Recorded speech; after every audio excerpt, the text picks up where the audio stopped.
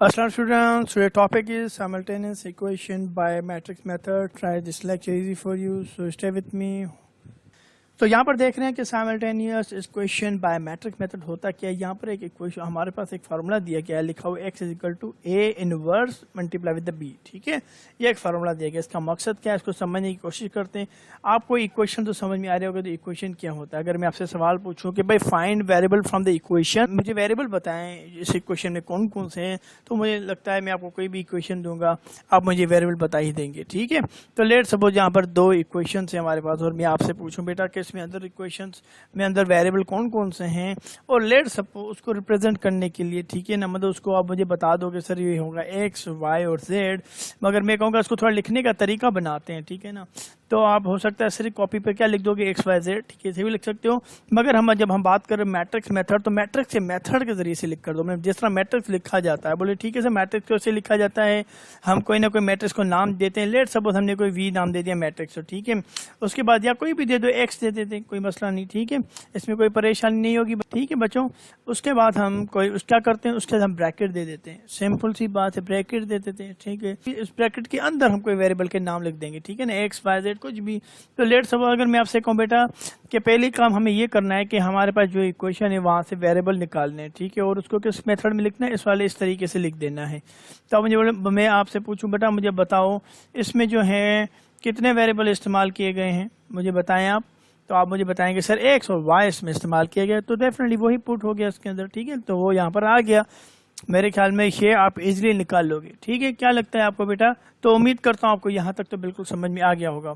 तो दूसरा कॉन्सेप्ट क्या आता है, क्रिएट करें मैट्रिक्स को। ठीक है, मैट्रिक्स बनाओ किससे, मगर वो मैट्रिक्स क्या ना होना चाहिए, वो होना ऑगमेंटेड मैट्रिक्स नहीं होना चाहिए। याद है आपको ऑगमेंटेड मैट्रिक्स, मैंने आपको चैप्टर 2 में समझाया था कि ऑगमेंटेड मैट्रिक्स किस टाइप का मैट्रिक्स होता है। तो उस हिसाब से क्या मैट्रिक्स बनेगा, 2 3 1 5 2 3 1 5 बनेगा। निकालना है वो बस ये रखना है कि हमारे पास इक्वल वाली जो लेफ्ट हैंड साइड है, ठीक है ना, लेफ्ट हैंड साइड में जो भी वेरिएबल के साथ कोफिशिएंट हैं, वेरिएबल के साथ कौन सी वेरिएबल है हमारे पास, हमें पता था भी y है, x है, उसके साथ कोफिशिएंट कौन सी है, 2 है, इसके साथ 3 अटैच है, इसके साथ 5 अटैच है, इसके साथ 1 अटैच है। ठीक है, ऐसा ही है ना, सिर्फ उसका मैट्रिक्स लिख देना है, इस वाले को नहीं छेड़ना। ठीक है, मैंने क्या कहा, जो वेरिएबल के साथ कोफिशिएंट अटैच है उसका मैट्रिक्स बना देना है। तो आपने कहा कि सर ठीक है सर, उस हिसाब से तो फिर हमारे पास 2 है। ठीक है, वेरिएबल के साथ ये कोफिशिएंट है, y के साथ ये कोफिशिएंट में 2 लिख दिया यहाँ पर, 3 लिख दिया यहाँ पर। ठीक है, इस तरह x के साथ कुछ नहीं तो मतलब 1 है तो मैंने 1 लिख दिया यहाँ पर, y के साथ 5 है तो 5 लिख दिया वहाँ पर। ये एक मैट्रिक्स बन गया, देख रहे हैं आप। तो यहाँ तक क्लियर है बेटा, यहाँ तक इजीली समझ में आ गया कि हमें पहले वेरिएबल कैसे निकाला, फिर हमने मैट्रिक्स कैसे बनाया। ठीक, उसके बाद हमें निकालना है इनवर्स। तो इनवर्स ऑफ ए कैसे निकालेंगे, इनवर्स ऑफ ए का फार्मूला है हमारे पास, वो फार्मूला ये है। ठीक है, adjoint of A divide by determinant. ठीक है, डिटर्मिनेंट ये मैंने आपको सिखाया है, तो आप एडजॉइंट वाली वीडियो को देख लीजिएगा। उम्मीद करता हूँ आपको इजीली समझ में आ जाएगा। लेट सपोज मैं आपसे कहूँ जो डिटर्मिनेंट निकलता है उसकी वैल्यू क्या आ जाती है, 7 आ जाती है। क्या आ जाती है बेटा, 7 आ जाती है। इसलिए एडजॉइंट ऑफ ए तब जब निकालते हो तो आपको पता है इन द एंड आपको क्या मिलता है, एक मैट्रिक्स ही मिलता है ना, आपको इन द एंड मैट्रिक्स मिल रहा होता है। ठीक है, तो अब क्या हो रहा है, आप देखें एडजॉइंट भी मिल गया हमें, और लेट सपोज समझिए और हमारे पास एक डिटर्मिनेंट भी मिल गया। उसका आंसर निकालेंगे। लेट सपोज के हमारे पास आंसर आता है 7 आता है। आप भले चाहें तो 7 को इसके डिवाइड करवा दें, या फिर आगे जाके इसको भले उस हिसाब से करें। तो आप चाहें तो उसके साथ डिवाइड करवा दें, मैंने भी डिवाइड नहीं करवाया। आगे चलते हैं, तो हमारे पास ए इनवर्स का आंसर क्या आ गया, ए इनवर्स का आंसर सिंपल सा ये आ गया। हमारे पास एक्स भी मिल गया, हमारे पास ए इनवर्स मिल गया। अब हमारे पास एक और सवाल रहता है, find the value of B.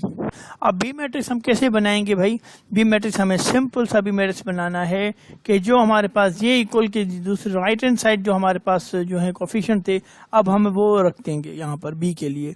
तो सिंपल सा ये बी हमें मिल जाएगा। समझ में आ गई, एक्स हमें कैसे मिला, बी हमें कैसे मिला, और ए इनवर्स हमने कैसे फाइंड आउट किया। So simple is that. मैंने पूरी कोशिश की आपको समझ में आ जाए कि बेटा वेरिएबल कैसे मिलते हैं, आपको समझ में आ जाए कि बी की वैल्यू हमने कैसे निकाली, आपको समझ में आ जाए कि इनवर्स हमने कैसे निकाला। तो हमारे पास क्या क्या आ गया, हमारे पास एक्स आ गया, हमारे पास इनवर्स आ गया, और हमारे पास बी आ गया। और आपको फार्मूला याद है, फार्मूला था X equal to A inverse multiply by B. Formula हमारे पास ये रहा, ठीक है, सो सिंपल। तो फार्मूले के मुताबिक हमारे पास सारी वो चीजें हैं जो हमें चाहिए थी। अब हम क्या करेंगे, जहां पर x से हम क्या लिख देंगे, वहां पर वो मैट्रिक्स लिख देंगे। ये आ गया, यहाँ पर x की जगह ये आ गया, और इनवर्स की जगह क्या आएगी, उसकी वैल्यू आ जाएगी। कौन सी थी, याद है, 1/7 समथिंग, या बिल्कुल अगर आपको याद थी तो बिल्कुल आप सही जा रहे। तो इसका मतलब ये हम इक्वेशन रख देंगे कहाँ, ये हम मैट्रिक्स रख देंगे कहाँ पर, यहाँ पर, ठीक है। ए इनवर्स की जगह पे हम ये रख देंगे, सिंपल सा, ठीक। उसके बाद हम क्या करेंगे, उसके बाद बी की वैल्यू रख देनी है। बी की वैल्यू कौन सी थी, 6 और 8, बिल्कुल राइट, यही थी, ठीक है। हमने अकॉर्डिंगली फार्मूले के मुताबिक वो सारी चीजें रख दी। अब आप क्या करेंगे, सिंपल सा इसको मल्टीप्लाई करेंगे। आपको मल्टीप्लिकेशन आती है ना, आपको दो मैट्रिक्स को कैसे मल्टीप्लाई किया जाता है, आप मल्टीप्लाई करें, जो भी आंसर आ जाए, लेट्स सपोज, तो इन द एंड क्या आएगा, आपको कोई मैट्रिक्स ही आ जाएगा ना। जब आप इसको मल्टीप्लाई करोगे दोनों को, इन द एंड आपको कोई मैट्रिक्स मिल जाएगा, ठीक है। अगर आप इसको फर्दर सॉल्व करेंगे, क्योंकि आपको पता है 7 भी डिवाइड हो रहा है, तो अगर आप फर्दर इसको करना चाहें तो यहाँ पर अगर आप कोई ना, इन द एंड आपको कोई ना कोई मैट्रिक्स मिलेगा ना, तो यहाँ पर आप कोई ना कोई वैल्यू आ जाएगी। लेट सपोज में 20 डिवाइड बाय 7 आ गया मिसाल, तो ठीक। और दूसरा क्या आ जाएगा हमारे पास, 19 डिवाइड बाय 7। और मैं इसे चाहता हूँ कि फॉर फर्दर इसको सॉल्व करूँ मिसाल, तो फर्दर मैंने सॉल्व किया, लेट सपोज, तो मेरे पास क्या आएगा 0.85 और दूसरी वैल्यू आ गई 1.42, ठीक है।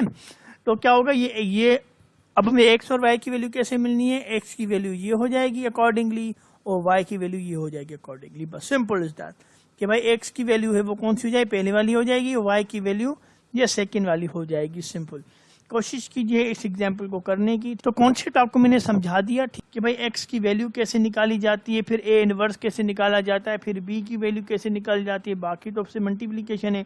इन द एंड आपको क्या होगा, इन द एंड आपको ये रिजल्ट मिलेगा, ठीक है, ये वाली वैल्यू मिलेगी। आप कोशिश कीजिएगा इसको सॉल्व करने की, और जब आप डिवीजन, वैसे डिवीजन नहीं भी करें तब भी आपको अंदाजा, मगर डिवीजन करके देखिएगा, क्योंकि इन द एंड आपको क्या हो जाएगा, आपको मेरे आंसर वाला ये वाली मैच हो जाएगी। क्या यार सर ने जो क्या था डिवीजन, वो बिल्कुल एग्जैक्टली मेरा आंसर वही आ रहा है, ठीक है। तो कॉन्सेप्ट समझ में आ गया। Simultaneous equation by matrix method कैसे इस्तेमाल किया जाता है। इक्वेशंस होती हैं, उसके अंदर एक फार्मूला लगता है। अगर क्वेश्चन आ जाए कि फाइंड करें भाई साइमल्टेनियस इक्वेशन को, ठीक है, बाय मैट्रिक्स मेथड, आपको पता है कि उसका एक फार्मूला है, ये फार्मूला है, और उसको किस तरीके से हमें जो है फिल्टर करना है। चलें, तो आपके लिए मैं एक्सरसाइज दे देता हूँ कि हमारे पास क्वेश्चन आएगा, फाइंड करके दें इस क्वेश्चन को मैट्रिक्स मेथड के जरिए।